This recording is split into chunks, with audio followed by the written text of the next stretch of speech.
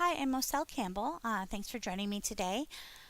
I am doing a viewer request. This photo was sent in to me by viewer Jamie, and he asked how to blend and smooth the skin. So the short answer is frequency separation. And if you've never heard of frequency separation before, there are a million, bajillion, bazillion videos of it on YouTube. And there's different methods and different things that people do. So I actually learned from Phlearn, Phlearn. They are fantastic with their tutorials, but you do have to have kind of working knowledge of Photoshop to follow along with them, especially for something like frequency separation. So if you're newer to Photoshop, I'm going to slow down this tutorial a whole lot so that hopefully you can get the information that you need and you're able to follow along. So first things first, I'm actually going to make 2 copies of this. Now, if I'm clicked on the background here, I'm going to make copies of that. There's 2 ways. I can go to layer and I can say duplicate layer, okay? Or I can hit Control or Command J and then hit it again. So that made my layers very nice and quickly. So what I'm going to do now is because when you're first starting out, it helps to name your layers so you know exactly what you're working on per each layer. And I'm going to rename this one Tone. And I'm going to rename this one Texture. And what that does is that just reminds me what I'm working on each layer, so that if I need to come back to something, if I realize that, hey, I made a huge mistake, I can come back and take care of that. So I'm going to go ahead and make this texture layer invisible, and you do that by clicking the little eye icon right next to the texture. And I am going to go ahead and I'm going to go in on Tone, and I'm going to click Filter, Blur, Gaussian Blur. Now, this is a JPEG file that was sent to me. It was compressed by Facebook because he did submit it over Facebook. He wasn't able to submit it through email. And so it has lost some of its detail. So my numbers that you're going to see here and that I'm working with are going to be a lot different than if I was using a RAW file, which contains all the full information. Do remember that every time you convert to JPEG, you are going to lose some of that basic information. Okay, so I am actually going to play with the slider a bit. And if I start with 0.1 pixels, you can see I have almost no blur. And as I go up, I start to get a little bit more blur, but I keep some detail.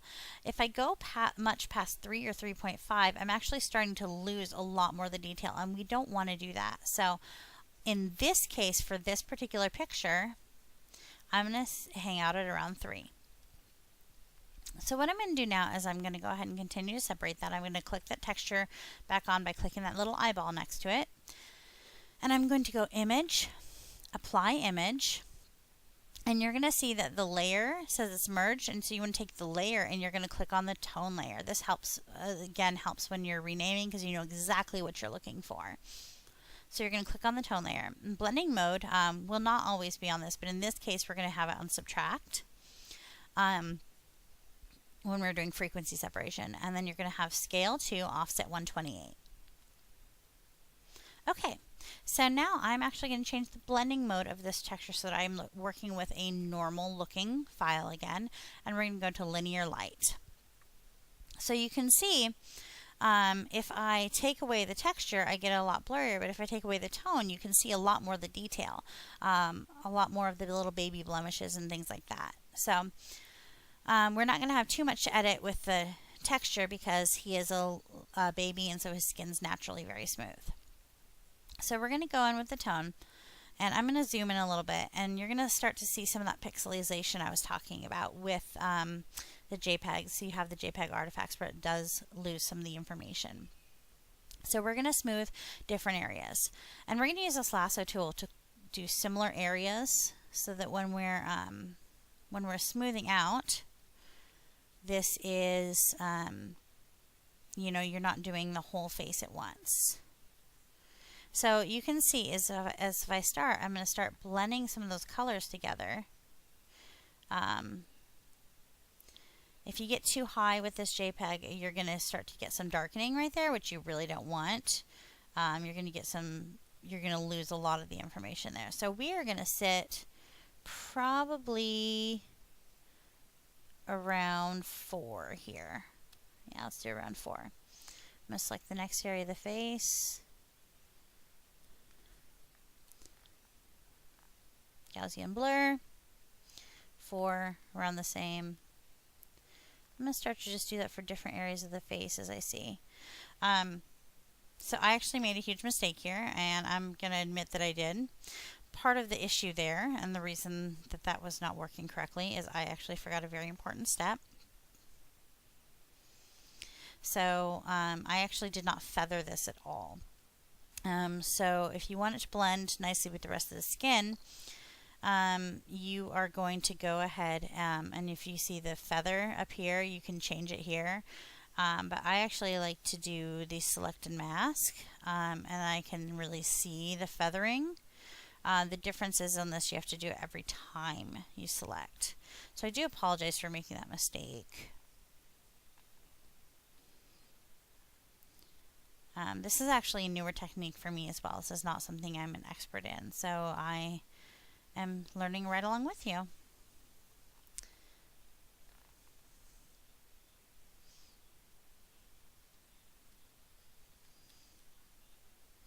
And that feathering just allows it to blend nicely into the rest of the skin.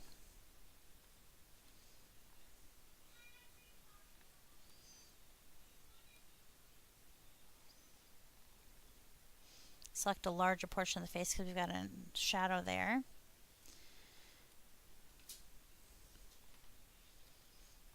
And again, feathering the area.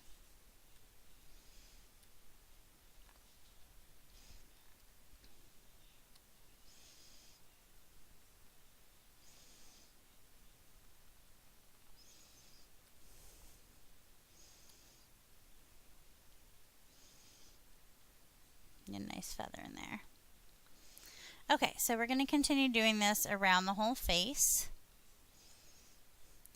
Anywhere where there's kind of tone change, we're going to continue to do that. And it actually makes a pretty big difference. And I'll show you in a minute.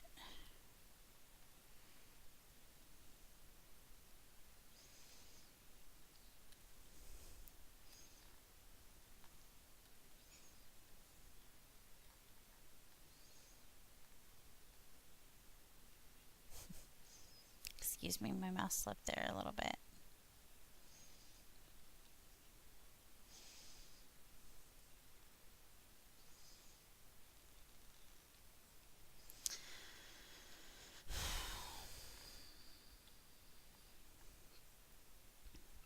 So just for future, if you guys actually want to send questions, you can. You can email them to mocellecampbellphotos@gmail.com. And just make sure to put viewer request in the subject line, and to send me the raw photo if at all possible.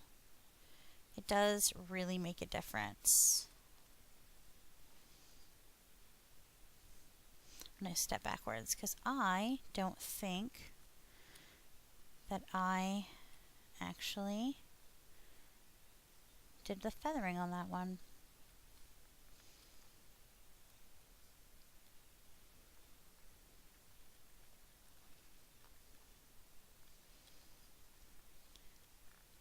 So again, mocellecampbellphotos@gmail.com. Send it as a raw file if at all possible, and then like I said, put viewer request in the subject line.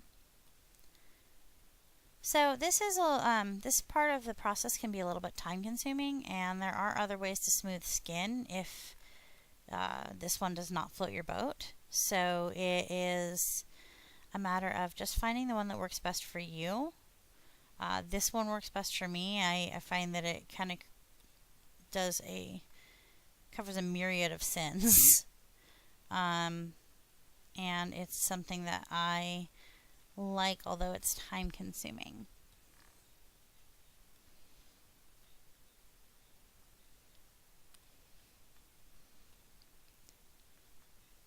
Gaussian blur. And okay, so I'm going to go ahead and deselect here. I could do a little bit more. You can do a little bit more blending if you want. But basically here we have a smoother toned skin. So as you can see, let's take off the background for a minute. I'm sorry, let's leave the background on. We're going to go ahead and group these together really quick so I can show you something. So I went ahead and used, if you don't know how to do that, you click on both, you hold control down for the second one. You're going to right click and you're going to group from layers and you're going to just say group one. And so the group one here is going to have both my texture and my tone in it. So when I turn it off, you see what the original photo looked like. So you can see it does actually make quite a bit of difference. Even though it doesn't look like it's doing anything while you're doing it, it does make quite a bit of difference in the end photo. And you can see we've already got a much smoother tone and texture. So now we're going to go ahead to the texture layer. And some people will actually isolate it here and do the corrections like that, but we're going to keep the tone on there. And we are going to go ahead and use the clone stamp tool. Now, just like before, the clone stamp you want it set to 45 and 40, and you definitely only want it on the current layer. You do not want it on anything else. So what I'm going to use the clone stamp for is any lines and imperfections that I kind of want to get rid of. Up here we've got a little bit of, I think that's just JPEG artifacts though, I'm not actually sure. Yeah, it looks just a little bit of JPEG artifact stuff. But what I can do is, let's say I wanted to minimize these under eyes, and I would actually go down to even a lower opacity for that. But if I wanted to minimize these under eye lines, I'm going to go ahead and click Alt. We're going to pull this size way down. I'm going to click Alt right near it because you want to sample as close to the actual thing as you can. I'm going to hold Alt down and I'm going to click. That samples my thing, and I'm going to just brush over some of this so that we minimize the line. I don't want to obliterate it completely because that is kind of a natural part of everybody, but if I can minimize the lines, then we can get rid of bags under the eyes, or if someone's tired, or if their eyes are a little bit puffy because they've been crying or had allergies, and you can kind of, like I said, this frequency separation thing does a whole host of sins. Okay, so again, there we go. So we're starting to look smoother and brighter.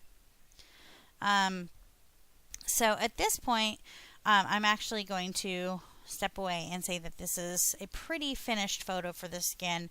There's not a whole lot to do because he doesn't have a lot of texture on his face that we need to get rid of. But with a raw file, I'd probably be able to see a little bit more detail. The important thing to remember is that when you're doing your clone stamp on the texture layer, is that don't do it at full opacity, because you're going to end up, it's a lot better to brush over things a few times and kind of blend it in rather than doing it all at once. So if you have any other questions, please go ahead and leave them in the comments, and I will try to get back to you as soon as possible. Otherwise, email your pictures to mocellecampbellphotos@gmail.com. And remember, subject line should be viewer request, and in your question should actually be in the body of your email. I do prefer raw files whenever possible. And that's it. Thanks for joining me. Have a great day.